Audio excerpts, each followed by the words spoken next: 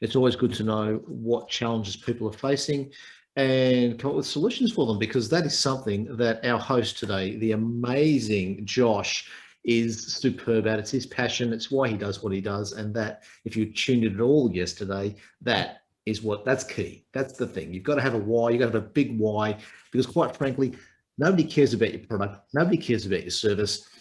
They don't care about anything except what you're going to do to change their world. And that's the why.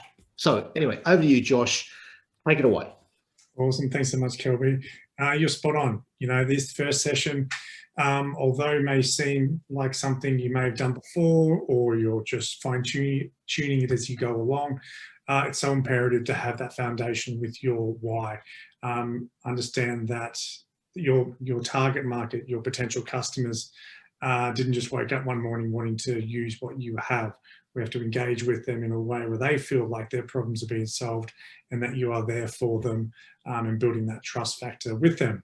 So in our first session, we went over your actual business and the 3 key areas of a successful business, and hopefully you can identify where your business is at and potentially find some areas that need improvement and where to put your energy and time and potentially money into those key areas. We went over your unique selling position in session 1, which was really exciting as well, because with this, you know, it does differentiate us from the rest and does allow us to cement a further why and make it more concrete. We went over the 3 biggest problems that your customers have. Super important as well. We keep that updated and we keep understanding our customers inside and out, so they feel like they're getting that one-on-one interaction with us every day, despite how big or small our business is. Again, we went over the why, we went over what you do, how you do, and why you do it. And we finally finished with our core values as a business. So you have the workbook now, so I really strongly encourage you to do that. And if you have done that, fantastic, great job. It is an imperative tool, especially if you want to scale and build your business, to have those things in place so that when you do get wins or losses or triumphs or tragedies in your business, you'll always have this form, this workbook to fall back on to remind yourself why you're doing what you're doing and how to overcome setbacks and really just grow the business the way you've always wanted. So that was session 1. And today we are going to go into session 2, and go into digital landscape. So I'm just going to quickly share my screen so we can get this underway. And pretty sure that's all good on your end. Is it, Kelby? Can you see? That is perfect. Thank you very much. Fantastic. So like I said, this is the digital communication strategy part 2. If you haven't done part 1, please do so, as this will make more sense for this session. That's what we just talked about then, the foundations, core business, Simon Sinek why, and core values. And did you complete your session 1 workbook? Today, however, is talking about the digital landscape. And an interesting question came up yesterday is, do I need to be on all platforms? And the answer is no. You only need to be on the platforms that your target market is on, that your customers are on, predominantly on. Just because you are going into a social media platform or potentially one you haven't done before does not guarantee that your market's there, does not guarantee that you're going to get success with that social media platform or digital platform. So it's really important that we really start to fine-tune who your market is in order to determine where they are and thus how to communicate with them through those platforms. So today we are going over the digital landscape. We are going over the current climate in the digital landscape space. We're going to look at websites and Google. So a little bit of I guess, to help you understand how these 2 mediums work and how you can use them to work in your favor to drive more people to your website or drive your business up in Google to be found. We're going to briefly touch on social media because in our next session tomorrow, we are going to go hard into social media and give you my 3 E's strategy, which is outlined in my current book, where we go into detail on there, but I'm going to cover it in session 3, and that's going to be really fun. This is really going to help you create meaningful content, not just in social media, but via emails, via website, all those different platforms as well. And we're going to look at partnerships and collaborations and why they are so important to not only grow your business, but to tap into new markets as well. So the digital landscape, what is it? Now, a lot of people think with the digital landscape, it's just social media, when that is just a small part of it, even though there are quite a large number of us on there. So the digital landscape consists of social media, your website, your emails, and phone. All of these are part of digital communications, all of which can be used in our favor. But the question again is, which connect most with your target market? Now, one of my big clients is a publishing company, and I work with a lot of authors, and I help them market their books. And they always ask me, what platform should I be on in order to reach my market? And it really comes down to first identifying who your target market is. In workshop 1, we talked about identifying what their problems are, but did you take time to really understand who they are, their likes, their dislikes, their age group, what they like to do on the weekend, where they hang out, who they talk to? This kind of information will dictate where to put your energy into social media. We've worked with a couple of clients as well around accounting, and they said, oh, I'm on LinkedIn, I'm on Instagram, I'm on LinkedIn, Instagram, Facebook, Twitter. And I said, look, have you had much success with that? And they said, not really. LinkedIn has been good. Facebook's been okay. The reality is that platforms such as like Facebook and Instagram are very visual in their approach. So it's very much around videos and pictures. Now, last time I checked, not many people are following someone who's an accountant on Instagram to look at accounting pictures. It's simply just not necessary. Now, you can possibly drive ads if you have an account that could target your market, but realistically, those type of people who are looking for an accountant, they're going to be on LinkedIn. They're going to be on Facebook, and they're going to be in Facebook groups, potentially in business groups and that kind of thing. So really take the time to ask yourself, does my target market reside on this platform? And if they do, how are they interacting with that platform? And is being on there the best use of my time, or do we test it in different areas? And that's what basically we would work through. If we work together in your business, we would help break down which platforms are best for you and start looking at some data and some communication methods and seeing which one works best for you. So whichever platform you choose to connect with your market, a plan and structure must be established around creating value. Now, value is one of those buzzwords at the moment that is getting a lot of hype around it, but value is key. And here's why. When value exceeds cost, a sale is made. When value exceeds cost, a sale is made. We talked about in the last session, people will spend next to nothing to keep themselves healthy, but they'll open their wallets when they get sick.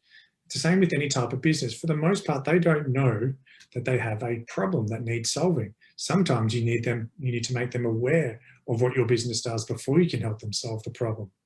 But realistically, this is all about value. And another example is people that you follow on Facebook, Instagram, people who you look up to in the business world, personal development world, spiritual world, however they are. I guarantee without even meeting them, they're giving away massive value. You feel like you know them, but you've never met them. And they share a lot about their lives. They're quite vulnerable, but they're also quite knowledgeable and share a lot of information. Would that be a pretty fair assessment to those out there listening to that? Reason being is when we start off in this space, we automatically go into the digital world, especially around social media, is that we go into sales mode. And we feel like we have to go, here's my product, here's why you should buy it, this is what I do. When social media is really a forgotten art in what it really resembles. We look at the two words there, social media, and we get stuck on the word media for the most part, on websites too, on emails as well. But social media very much so, because it's like we've got a camera in our face. It's like the media. And we feel like we have to sell. We feel like we're on show. We feel like we have to sell something about ourselves. When really the key thing about social media, even though the majority of the platforms are ad-based platforms, the overarching theme for social media is all about social. It starts with social interactions. So regardless of what your business is, what are you doing to connect with your audience through social media by offering value? How are you offering value each day? And I normally suggest going on about an 80-20 concept. So let's put that down to 10 posts. I would prefer you go with 8 posts of offering value, talking about current things that you can help with, talking about the market, things to get them prepared for, talking about client stories and success stories and those kind of things as well. We're going to dive into this a lot more in session 3. But for every 8 posts you do on offering value, do 2 on sales to show your education, to show your knowledge and show how you can help. It doesn't guarantee that you're going to get a result straight away, but it guarantees that you are there when you need them. And that's what matters most. So how are you providing value through your social media sites and through your website? Do a quick analysis of it. Run through your last few days of posts. What is it there that you're offering? Is it valuable? Is it something not that you think it sounds good or you think that might help, but you know will help, that you understand exactly what they're going through right now? So value is created by solving your target market's problems. And solving problems increases value, which creates communities. And that's what we want to do here. We want to create a community around what you do. It doesn't matter what business it is, you can create something that people want to be a part of. I created the Australian Cafe Owners Network. We've got over 2,300 verified members today. That started with an idea, and the idea was around value.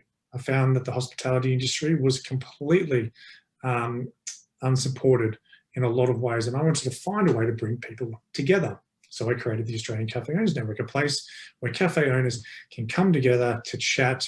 No advertising, no BS, me providing as much information as I can to help and allow them to speak within themselves and be in that safe place. That was one method that I chose. And even though it was free in my time, it still is, I do it all in my own time. It created a huge avenue for me in my business, for my book, for my current climates to come into. So what are you doing to provide that sort of resource? How are you creating that community where when someone thinks your business type, whatever your business is, what's stopping them from thinking of yours at the top? How can you allow them to push all that competitors away from what you do and put yours at the top? What's stopping you? Is there competition? Are you just in a niche market that doesn't have much competition? If so, that's great, but maybe you have to create that demand for what you do. If you're already in a competitive environment, what are you doing that is better than everyone else? How are they interacting with their current customers? Research them, see what they're doing, see how they're offering value. It's not about copying what they do, but look at the interactions that they're having with those people. Look at their websites. Look at how they engage with their emails and they contact people. There is a reason why, and they may have it figured out. You may have it figured out, but how are you consistently thinking, how can I create value and essentially a community around that value? So put simply, if you aren't solving enough problems psychologically, it doesn't warrant your audience's attention. Okay, now I want to go into website and Google. So there's a few questions I want to ask you here, and some of these may apply to you, some not, but I do want to run them through and then go through each one individually. So number one, has your website got a lead capture form? So a lead capture form is essentially on your website where you can put in your email, subscribe, connect, whatever you want to do, and you can capture their email address. Now, these are normally associated with a crowd puller. And if you're unsure what a crowd puller is, well, I'm probably guaranteed you've been to a website where you've had to put in your email and you get a free discount code, or you get a free product or a free resource or something like that. These are very powerful to create good leads very fast, to put them into your database and then to be able to push out value to those people with meaningful content. Now, a lot of people with emails these days, do they check them all? No, but if you put enough good material out without selling, but just offering value, things that they could look at right now, looking at the market, looking at how you can help, you can really keep them at the front of mind. Even if they may not use your services now, you can do that already. And personally, I like to avoid using the word subscribe because it has a lot of negative connotations about it. I would recommend having something along the lines of join or connect or download the free guide, whatever it may be, you can do that. The problem is a lot of bigger companies use this same sort of lead capture form, but they spam a lot of people with nonsense. So it's ruining it for the rest of us, but you can still get ahead of it and create your own meaningful content. The second thing with your website is blogging and providing material based on keyword searches. Now, number one, do you blog? And what I found is the majority of people don't. It does take time. It does take a bit of effort. Here's why it's important. Blogging, and I'm sure you've heard about websites and SEO optimization and all those things, but essentially the way Google works is on your keywords. So the words that you put in, Google scours the internet and tries to find information on those topics based on those 2 keywords, 3 words that you used.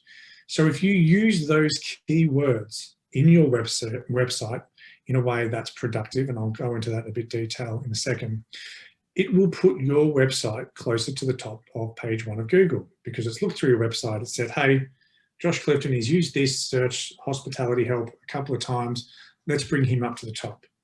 This is about creating organic leads to Google. And I'm going to give you a quick little demonstration now, a little hack to help you achieve good, meaningful content on your website that drives your website up to the top of page 1. Just give me 1 second. For some reason, I've lost my cursor.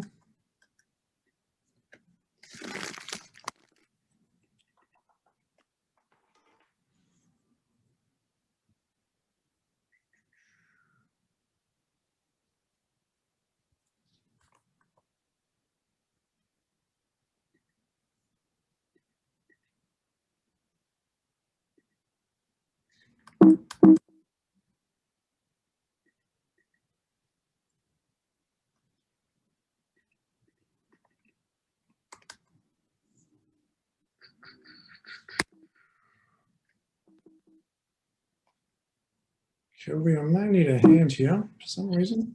What have you done, mate? Find my cursor. Well, I'm not a host, so I can't do an awful lot. Good now. Here we go. Are you running on 2 screens? I think I was, but I think we're good now. So,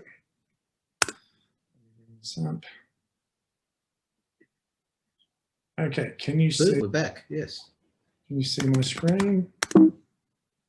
Sure. It's probably because you're using an Apple, mate. Hey. I'm not going to put up an argument there, because at the moment I could probably agree with you 100%. Okay, can you see my screen, the Google screen? I can. Let's go. Okay, so Google, how does it work? We put in something into Google when we want something, like I love the hospitality industry, so guess what? We're going to put in hospitality help. Well, let's just put in hospitality industry. Now, you may be thinking that these are just words that Google has automatically generated to help out with your search. And that is true to a point. What it has done, though, is you are searching for these words. However, based on those keywords, this is what people are searching for the most, based on those keywords. So at the top of it, Hospitality Award 2010. So this has had around 7.5 million results, pretty high up. And for whatever reason, that has been a very popular hospitality industry topic. And that's what's been driving that results. So when you, let's do another one. Let's talk about consultancy, perhaps.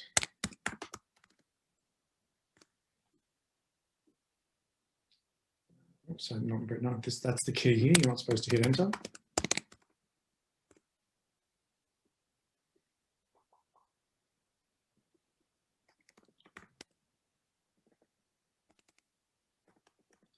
Okay, so if I type in the word consultant, this is what comes up the most here.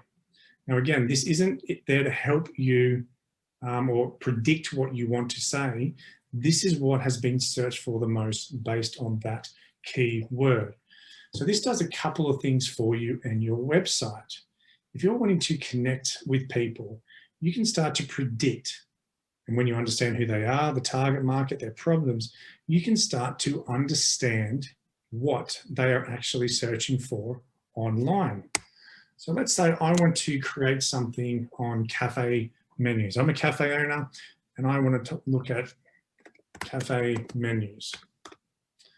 Now, without hitting enter, this is what people are searching for the most when I type in cafe menu. So if I wanted to do a blog, for example, do information on how to create a cafe menu, I would start using these words in my blog or on my website or on articles that I put up, because this is what's being searched for the most outside of cafe menus and ideas. So if we click on this one, probably see it's a pretty high result. There we are, 10 million.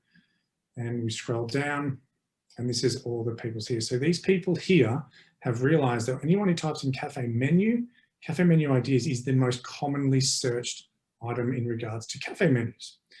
And if you have a look here, you'll see how some of these are in bold. So this is Google scouring their websites, finding those keywords, and how many people are actually going to those sites.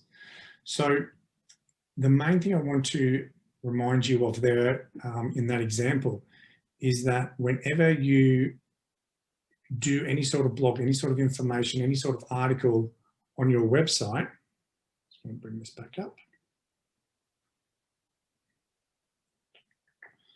That's what's going on.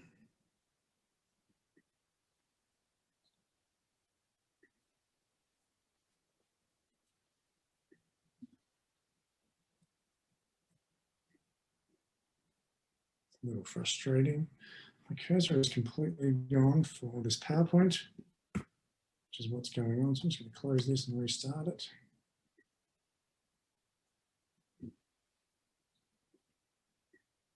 So whenever you want to improve your website and want to drive more traffic to, look at those keyword searches and include those into a blog or an article. So when people are searching for that, your website gets pushed to the top.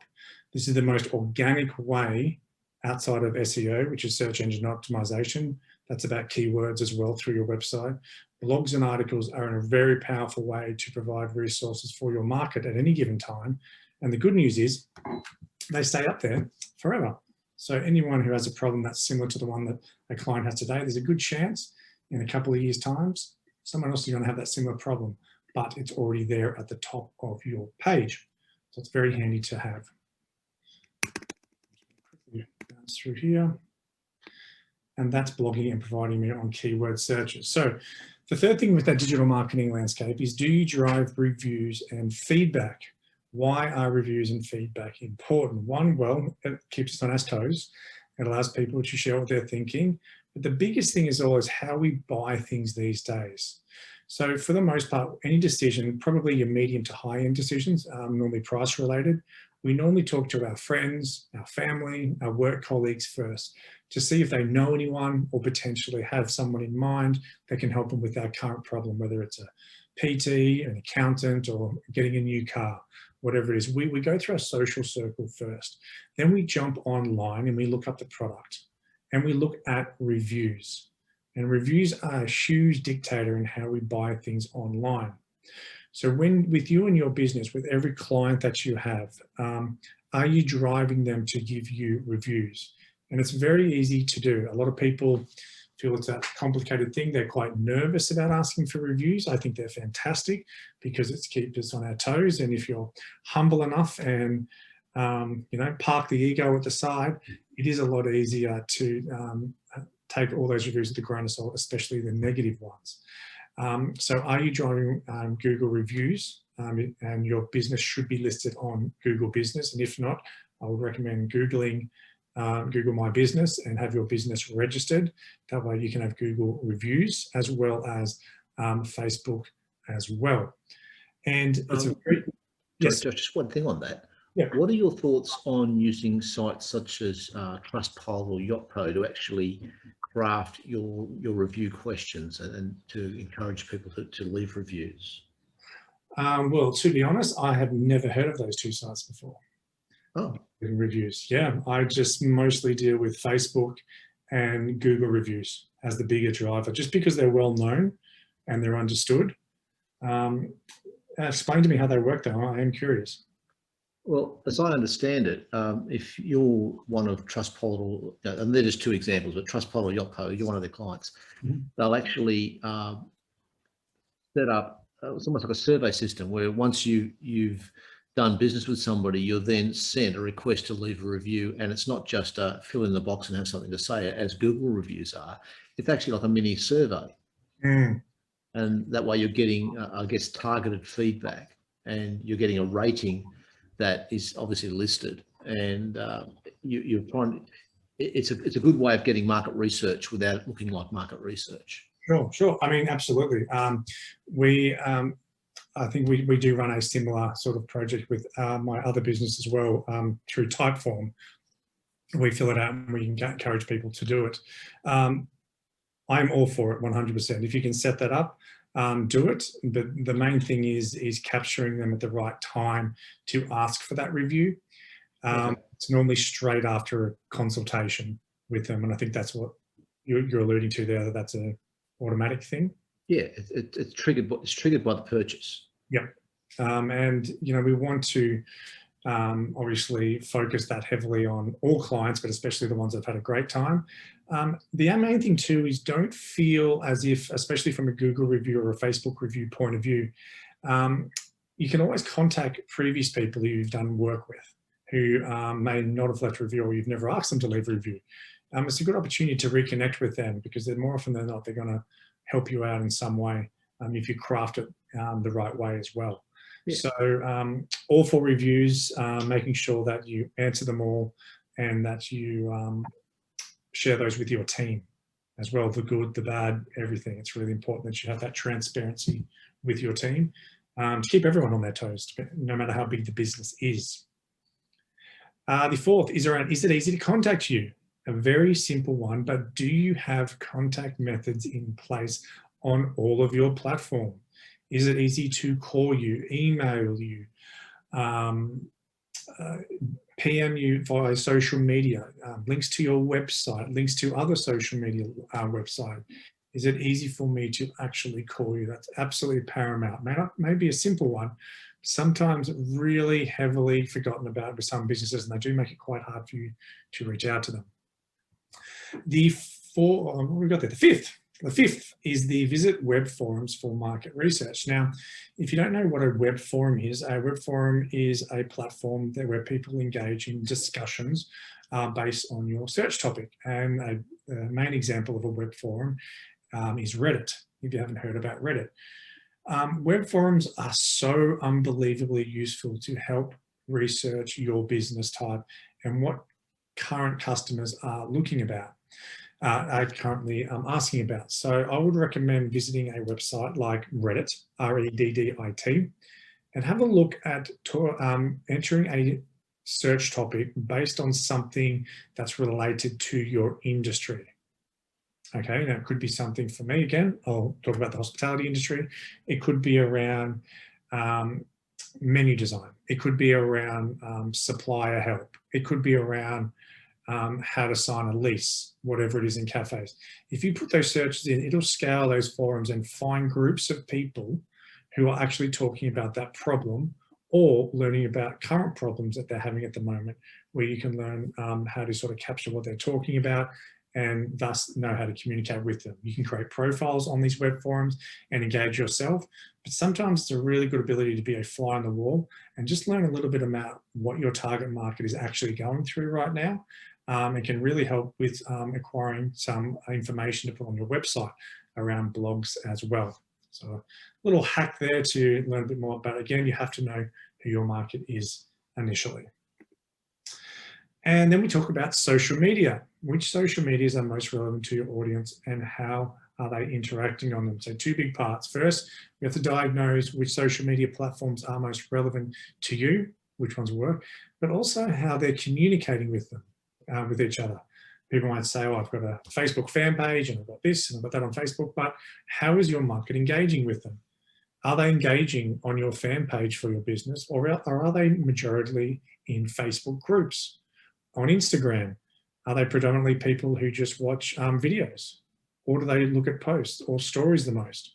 How are they interacting with you on social media, and what platforms within that platform are they actually using the most? We're going to dive a lot more into that in the next session. But again, really important to determine how they're interacting on them. It's no good just being on a platform. We need to know how they're using that platform as well, because they have loads of different functions, especially LinkedIn, and how we can communicate with each other. And then finally, we're going to talk about partnerships and collaborations. And I want you to look at an idea called targeting your target market. Who can you align with that shares your target and has similar core values? So targeting your target market, what does that mean? Well, I wrote a cafe book, and I could easily walk out and hand in my cafe book or make it available to people throughout Brisbane, throughout Australia, door knocking everyone. It's going to take a long time, and I really don't have the ability to do that in my lifespan, considering how many cafes there are out there.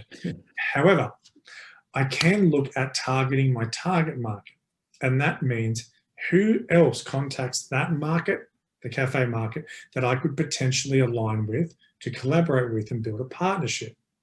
So let's talk about cafes. So who targets them as well? Well, we have roasters, we have milk suppliers, we have equipment suppliers, we have accountants, we have cleaning companies, we have equipment companies as well. All of these people have a strong relationship. Now, even though my book or my product or my service may not directly align with them, it does align with the same market.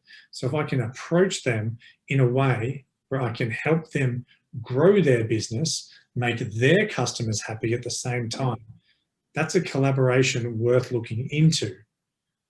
So for you here, I really want you to have a look at who can you collaborate with that shares your same target market, and what can you offer that company or business, enable you to access that market. Because at the end of the day, they're there to build their business. So if you can help them build their business, that's a pretty powerful collaboration. And I've teamed up with milk suppliers, roasters, all these different companies with those, because what I've done is I've offered my book to them in bulk, which they've bought to give to their customers. They see value in that, because those companies, they don't want to be the one who just necessarily has to solve their problems. They want to bring someone externally in, because that means more work for them. You can provide everything for them to give them information, resources, guides, value, and they can pass that on to their market. That's a very easy in to a very big market. So I want you to spend some time thinking about who else can you target outside of your immediate target market that has that already built relationship around trust with them. And for some reason, my PowerPoint just doesn't like me today. But that's okay, because I believe that is our last slide for the day. I'm going to stop sharing and come back to this screen. I'm just going to double check. And that is correct. That is the end of session 2, which is pretty cool. So in this session, you will have the workbook, which has some questions that tie in everything we just talked about. So again, I encourage you to have a look at that, fill that out, and make sure you keep in touch, because when we have into session 3 tomorrow, this is all going to make sense. And now we can really start pushing to get some meaningful content through your social media. Have a look at how to create meaningful discussions with your potential customer base. And I really would love everyone to come on tomorrow, because I'd love this to be a very heavy Q&A. I want people to give me examples of their posts, their websites, their email communications, perhaps that haven't worked or haven't had strong engagement or anything like that. I really want to do some heavy problem solving. So whoever comes on and gives me their details first, we're going to troubleshoot that, and I'm going to work with you on the spot live with everyone here to help you grow your social media presence a little bit more and create more meaningful engagements. Excellent. Really looking forward to that tomorrow, I can tell you, because I'll actually use that for my own business, be a little bit sneaky and get in the back door. Yeah. Because I mean, the thing that I get out of all these webinars is that I'm discovering more and more about what I didn't know, if that makes sense to anybody. So every time I'm listening to people like Josh, it's like, I didn't know that, I didn't even know that I didn't know that. Like, that's a thing, my goodness. So yeah, so they're great value. And hopefully tomorrow we'll all come back and I'll send a few notes out to the people who I've no doubt are getting their workbooks out and they're looking at the recordings because they don't have time, and that's fine. What you might do in that case is shoot us a note beforehand. I'll fire your questions in. Josh's contact details were on the previous video. With a bit of luck, he'll throw them up again. If not, you can find us through the Business Station website, both Josh and myself. My name's Kelby. Fire off, there's only one of me on the website, I can assure you. Under the list of advisors, you'll find our details there. Shoot us some questions and we will come back with some, well, Josh will come back with some really cool answers. And if you look in the chat box there, the master host himself has put up his contact details so you can get in touch with him and get your questions in. Because tomorrow we really want to be interactive. We want to solve your problems. That's why we are here. Okay, that's the whole purpose, is to make your business better so you have a better life. Right, that's the name of the game. That's awesome. So anyway, I'm signing off. Josh, I'll leave that up to you, and hopefully everybody, we will see you tomorrow and we'll have another great session in the afternoon. Cheers. Thanks, Kelby.